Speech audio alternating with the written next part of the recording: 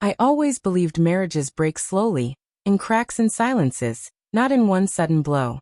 But when Emma stood in front of me, eyes averted, and said, "I just want one night with him. It doesn't mean I don't love you." I realized that sometimes betrayal doesn't come in whispers. It comes in blunt confessions meant to crush the soul. At first, I thought I misheard her. 20 years together, and she was asking me for permission to spend a night with another man. A colleague, she said. A friend, who made her feel young again. The words sliced through me, every syllable a wound. I could have exploded, screamed, shattered plates against the wall. But instead, something inside me went cold. My anger turned to clarity, sharper than any rage. And in that cold clarity, I gave her two choices. "Emma," I said quietly, meeting her eyes for the first time, "you can walk out that door tonight and be with him. If that's what you really want, do it. But when you come back, don't come looking for your husband, your home, or your marriage. They won't be here anymore." Her lips parted, trembling. "Daniel, please don't make it sound so final. It's just one night." I held up my hand to silence her. "Or," I continued, "you stay.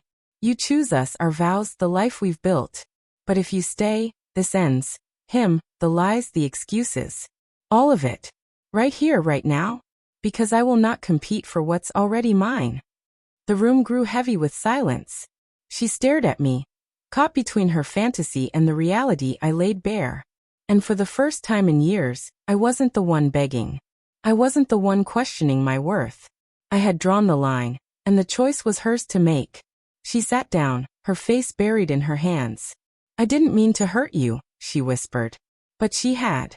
The hurt wasn't in her request alone.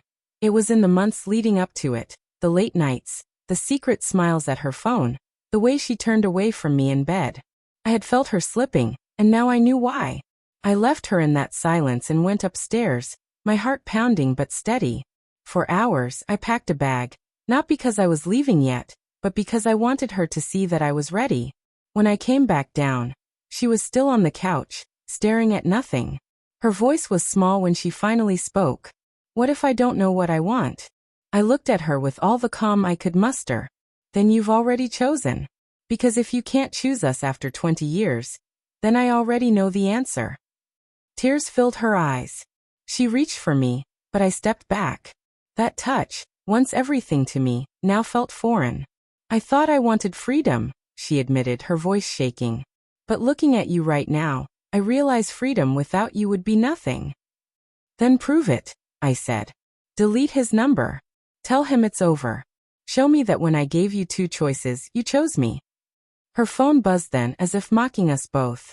His name lit up the screen. She froze, trembling, torn between temptation and loyalty. My eyes never left her. With shaking hands, she answered.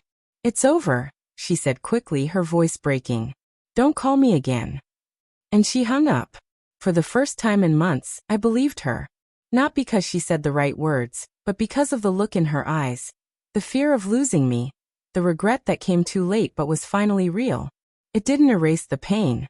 It didn't magically rebuild the trust. But it was a choice. And for me, that was enough to take the first step forward, or at least not walk out the door that night. The days that followed weren't easy. I kept my distance, my trust fractured. She tried harder than I'd ever seen. Deleted accounts, cut ties, opened her phone without me asking. She fought for us, maybe because she realized she had almost lost it all. Sometimes I still wonder what would have happened if she had chosen differently that night. If she had walked out the door and into his arms. Maybe she thought she wanted passion, adventure, something new. But what she really wanted was the security of knowing I'd always be there. And I showed her that wasn't guaranteed. That night changed everything. Not because she betrayed me. That wound may never fully heal. But because I gave her two choices. Walk away and lose me forever, or stay and fight for us. She chose me. And though the scars remain, so do I.